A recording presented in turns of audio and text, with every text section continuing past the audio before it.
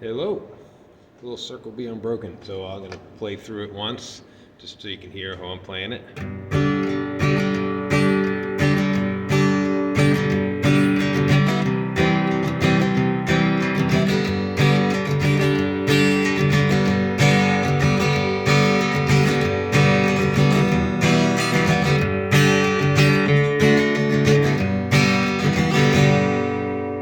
All right. So I put that E minor in the 12th fret. I'll also sometimes put a G7 in the 4th fret. Okay. So let me talk about the strumming pattern. I'm just doing like a down, down, up. But the down is a short strum. Sometimes you might only hear a bass note, or you might hear just a low couple of notes, because I want that emphasis that we've talked about on the 2 and the 4. So you can practice your strumming pattern.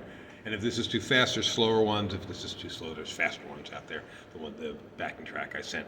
But this is how I'm playing it, like down, down, up, down, down, up, down, down, up, down, down. Right. So one measure is 1, 2, 3, 4.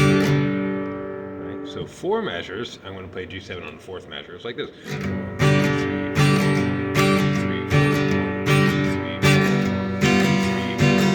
Right. And then C. Back to G. G. Here comes that E minor.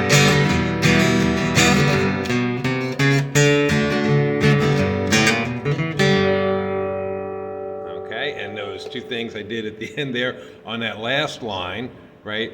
Like so many songs, it's 1, which in this case is a G, because we're going to key G, 5, and then 1. So sometimes what I'm doing, instead of playing that 1 chord there, I'm going G, B, C, C sharp, D, and then sometimes I'm doing the G run at the end. That's called the G run. G, A, B flat, B, D, E, G. That's just the pentatonic, G major pentatonic. So with the B flat added, if you look at that last video. Okay, so, and then there's chopping. If you just want to practice that, there's 1, 2, 3, 4, 1, 2, 3, 4, 1, 2, 3, 4, 1, 2, 3. You could just do it like this, or do it with the chord form. I kind of do it like this, so I can get a little hint of the chord coming out. But more important, this is for the right hand.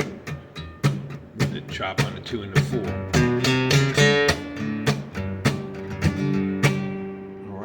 And if you're trying to solo, those notes, this is perfect for those, that G major pentatonic.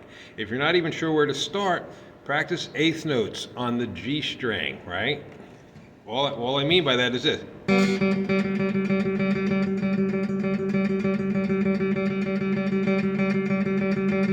Right, just start doing it to make it sound steady and make it sound nice.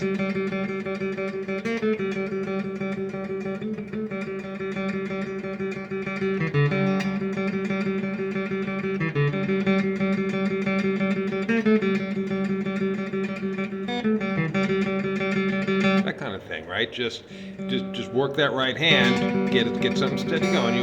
And when the chord changes, that note will sound good. Like a steady note against chord changes has a sound. So listen to how that sounds. All right. One more thing I want to mention on that backing track. On a lot of these backing tracks, this can be a little confusing. They don't want to show, they don't have the space, I suppose, when they show you the chord changes to show you 16 measures, right? So they kind of cram it into 8 measures, and so it goes by faster. Each measure on that screen holds 2. So when you're playing this one, for instance, notice the difference. It's still the same, although they put in the E minor. It's still the same, but if it's confusing, just look at what I sent on the, in that little in that little picture of this song and in this document, if the chords that they show on the screen on the backing track are confusing. Okay, so I said, play along with it, solo, sing, right?